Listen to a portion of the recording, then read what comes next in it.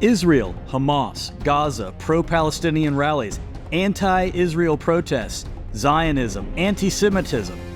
These are all terms used in a hotbed of controversy happening in a growing number of university campuses all over the United States. Well, what does it all mean? How can we understand these chaotic and confusing events? We will explore how the kingdom story helps us navigate what keeps putting Israel at the center of controversy on this episode of the Field Journal Podcast. Navigate these uncharted times of chaos and confusion with the Field Journal Podcast, where each episode we decipher the events unfolding all around us with the steadfast truth of the kingdom story. Together, we'll focus on developing an eternal perspective so we can have peace and hope despite our circumstances. Now here's your guide, Kirk Buckner.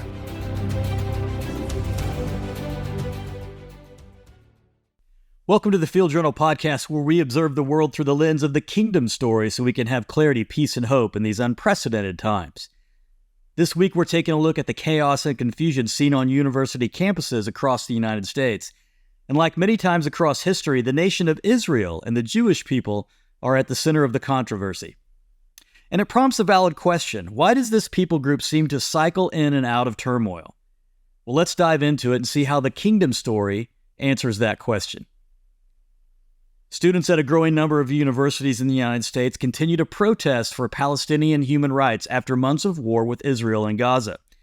Inspired by ongoing protests and the arrests of more than 100 students at Columbia University in New York, students from California to Connecticut are now gathering by the hundreds on campuses, setting up encampments and pledging to stay until their demands are met. Their primary demand is for the university to stop doing business with Israel or any companies that support or benefit from its ongoing war against Hamas in Gaza. This includes military weapons manufacturers that are supplying arms to Israel, accepting research money from Israel for projects that aid the country's military efforts, and stop university endowments from investing in any company that benefits, supports, or profits from business with Israel. Officials at several universities say they want to have a conversation with students and honor their right to protest.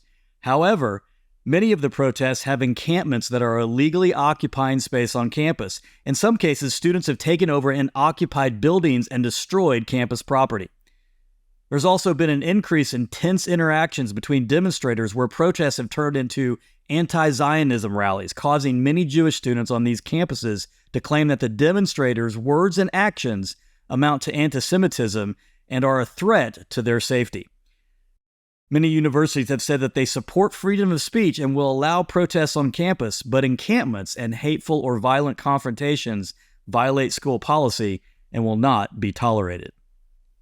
On the surface level, the catalyst for these protests stem from when Israel went to war with Hamas in Gaza after Hamas's devastating October 7th, 2023 attack on southern Israel, when terrorists killed 1,200 people, most of them civilians, and took 253 hostages. In response, Israel waged war against Hamas, bringing the fight into Gaza, which is a territory bordered by Israel to the east and north. Gaza is known to be the base for Hamas operations and is part of the Palestinian territories governed by the Palestinian Authority. However, Israel claims that Hamas is the real governing force in Gaza. Now, setting aside the actual military confrontation, there is another war within the war, a war of narratives, with Israel being accused of genocide. Israel, in response, denies this and claims that the war in Gaza is self-defense and necessary to protect Israel from future aggressions by an enemy that has not only proclaimed genocidal acts against Israel verbally, but has conducted them by devastating terroristic acts for over a decade. This war of narratives has garnered international attention. In January of 2024, South Africa brought forth the genocidal charge against Israel to the United Nations International Court of Justice, claiming that Israel's leadership was, quote, intent on destroying the Palestinians as a group in Gaza, and that its aerial and ground assaults on the enclave were intended to bring about the destruction of its Palestinian population, end quote. In a twist of irony, Germany came to Israel's defense saying that, quote, the German government decisively and expressively rejects the accusation of genocide brought against Israel before the International Court of Justice." End quote. Think about the irony here. South Africa is the nation in which the United Nations in the 70s and 80s imposed various economic and political sanctions against it in an effort to pressure the government to end apartheid and promote racial equity, there bringing the charge of genocide. And Germany, who persecuted and murdered over 6 million Jews during the Holocaust, came to Israel's defense and says it's not genocide. And in a war of words, it's best often to define our terms. What's the definition of genocide? The UN defines genocide as an act committed with intent to destroy, in whole or in part, a national, ethical, racial, or religious group. This definition was developed by the United Nations in response to the Nazis' systematic murder of Jewish people during the Holocaust, which makes the whole thing with South Africa accusing Israel and Germany defending Israel really bizarre. Now, somewhere in the middle is likely the truth, because it usually always is. And from a natural lens, one in which the United Nations operates from, Israel has a right to wage war against terroristic force that is a threat to their national security. And as Israel works to eliminate and entrench Hamas in Gaza, infrastructure is being destroyed and innocent Palestinians are being killed. It also appears that Israel has made mistakes and there has been innocent lives lost. Israel would even admit this. Now, supporters of Israel claim that there is a collateral damage of war. There is devastation beyond military installations and personnel. This is not unique to Israel and Gaza. It is true for any war fought between adversaries. However, Israel would say that Hamas is amplifying the outcry of injustice and promoting false narratives to the world that are greater exaggerations of actual war casualties or outright lies to garner sympathy. This perpetuation of false narratives is largely what many in Israel believe is fueling the outcry on the growing number of university campuses in the United States. And as always, there's a larger narrative at play here. Israel has been plagued with anti-Zionism since their recognition as a nation-state in 1948. Anti-Zionism is the opposition for a Jewish homeland in the historic land of Israel. Anti-Zionists criticize Israel government policies, their occupation of Palestinian territories, and the overall concept of a Jewish state, claiming Israel falsely and deceptively occupies land belonging to the Palestinian people. Anti-Zionism is said to be different than anti-Semitism, which is defined as prejudice, discrimination, or hostility towards Jewish people based on their ethnicity, religion, or culture. The line between the two terms often gets blurry because anti-Zionists would say that Jewish people have the right to exist, just not as a nation of people and not occupying the historic land around Jerusalem, which they believe belonged to the Palestinian people. Many Jews and other supporters of Israel would say that a large number of anti-Zionist campaigns cross over into rhetoric for the elimination of Jewish people, not just the Jewish state of Israel. They would also say that anti-Zionism is more than a war of words. At its core, it's a spiritual battle. Now, before we can understand the supernatural aspect or spiritual aspect of Israel being established as a nation and why that is so contested, we need to understand it from a natural perspective, how the history books might portray it. Israel has not been a nation under their own rule for 2,500 years prior to 1948. The Zionist movement is said to be started by Theodor Herzl, an Austrian journalist, playwright, and political activist who wrote the book Der Judenstaat, which means the Jewish state, in 1896. Herzl's book is considered the seminal work in the development of Zionism and is said to have played a significant role in the establishment of the State of Israel. In the book, Herzl argues that anti-Semitism is an inherent and unavoidable part of human nature, and the only way for Jews to escape persecution is to establish their own sovereign state. He advocated for the creation of a Jewish homeland in Palestine, which would serve as a safe haven for Jews from around the world. Herzl worked tirelessly to promote the idea of a Jewish state and organized the first Zionist Congress in 1897. 20 years later, the Balfour Declaration was issued by the British government in 1917 during World War I that expressed support for the establishment of a natural home for the Jewish people in Palestine, then part of the Ottoman Empire. This was significant as it marked the first official endorsement of the Zionist movement by a major world power since the movement started in 1897. Then in 1922, the League of Nations granted Britain a mandate over Palestine, which included the provisions of the Balfour Declaration that called for the establishment of a national home for the Jewish people. The mandate recognized the historical connection of the Jewish people to the land of Palestine and called for the facilitation of Jewish immigration and settlement in the region. Under the British mandate for Palestine, the groundwork was laid for the eventual establishment of the State of Israel. Jewish immigration to Palestine increased during this period, and Jewish institutions and infrastructure were developed. The mandate also led to increased tensions between the Jewish and Arab populations in the region.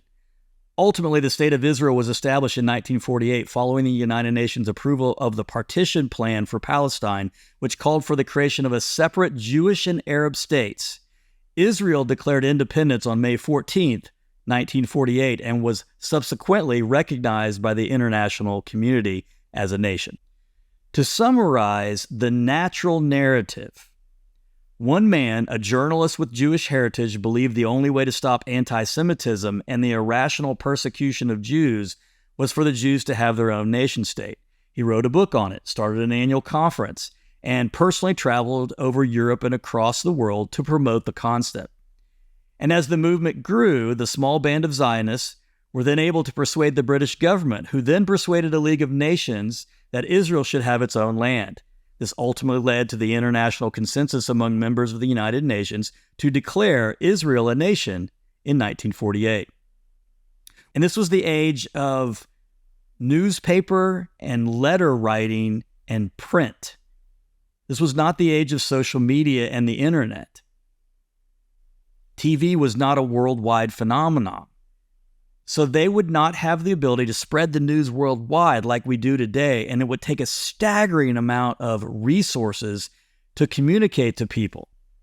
This would make this the most statistically improbable lobbying effort of all time, where a small percentage of people influenced the world to give them land they did not possess, tricking the ruling nations of the earth into giving them something that they did not deserve.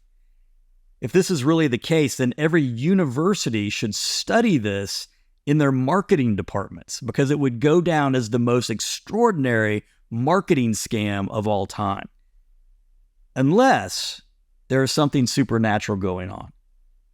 What if it was God's will and He miraculously brought forth the nation as part of the fulfillment of His covenant promises that He made to Israel? To see how this plays out, we have to look at the kingdom story. And this is what God said to Abraham. I will establish my covenant between me and you and your descendants after you throughout their generations for an everlasting covenant to be God to you and to your descendants after you. I will give to you and to your descendants after you the land of your sojournings, all the land of Canaan, for an everlasting possession, and I will be their God. That's Genesis 17, 7-8. God enforces this through Abraham and his son Isaac, and to Isaac's son Jacob. He will also reinforce this directly to the people of Israel through Moses. There is piles of evidence of God's intention for His chosen people, and the amount is staggering. Let's look at a few examples. In Ezekiel 34:11-13, it says this, For thus says the Lord God, Behold, I myself will search for my sheep and seek them out, as a shepherd cares for his herd in the day when he is among his scattered sheep. So I will care for my sheep and will deliver them from all the places to which they are scattered on a cloudy and gloomy day. I will bring them out from the peoples and gather them from the countries and bring them to their own land. And I will feed them on the mountains of Israel by the streams and in all the inhabited places of the land. That's Ezekiel 34:11-13. Now listen to Ezekiel 36:24-27. For I will take you from the nations, gather you from the lands, and bring you into your own land.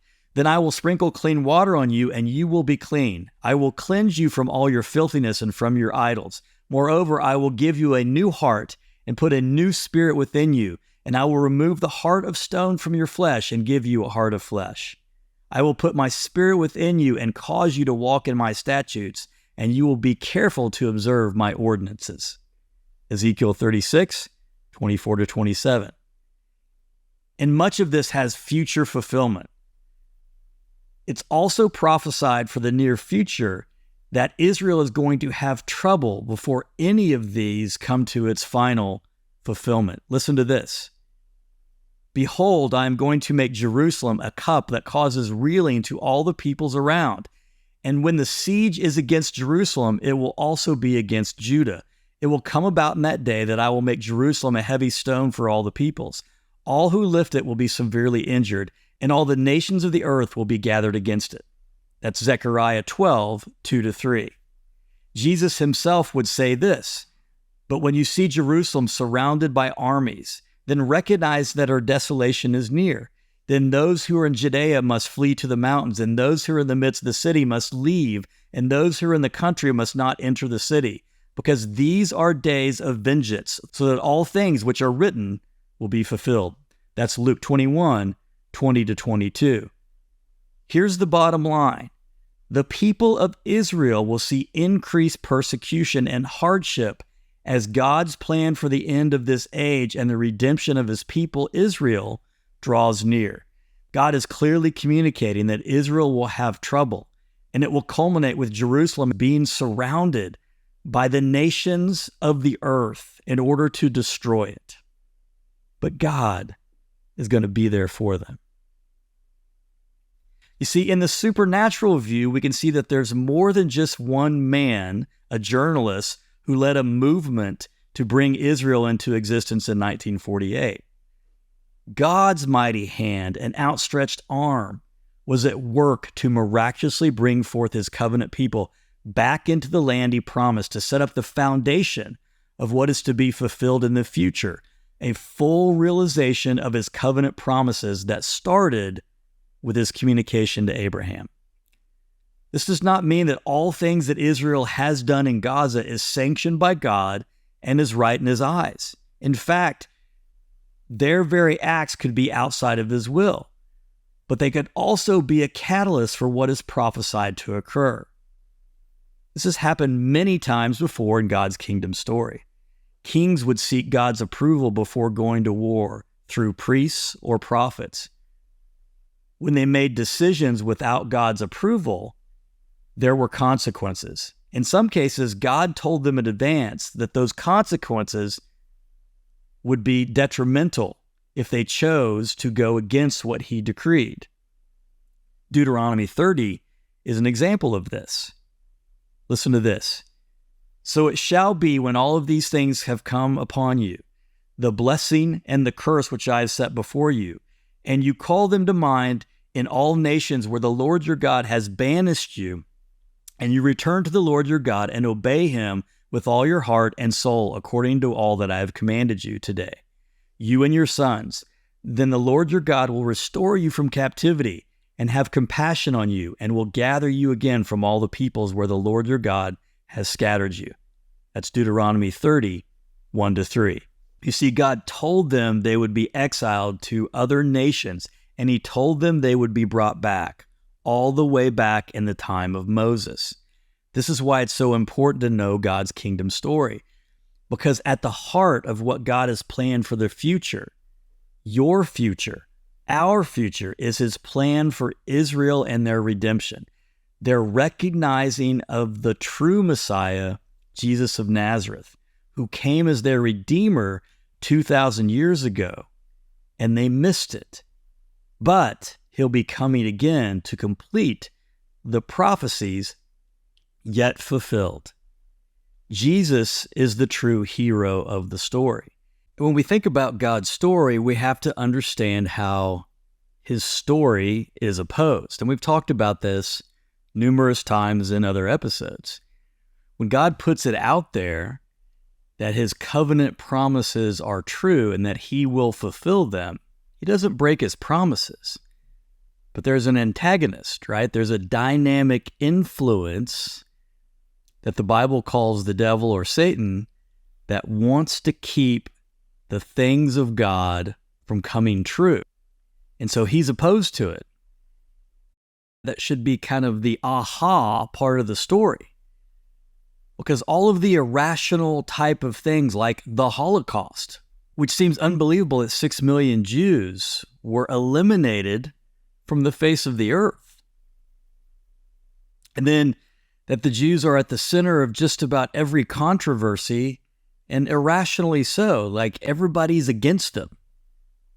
Well, if there's a dynamic influence behind that, pushing the agenda, then it's easy to understand why this keeps happening.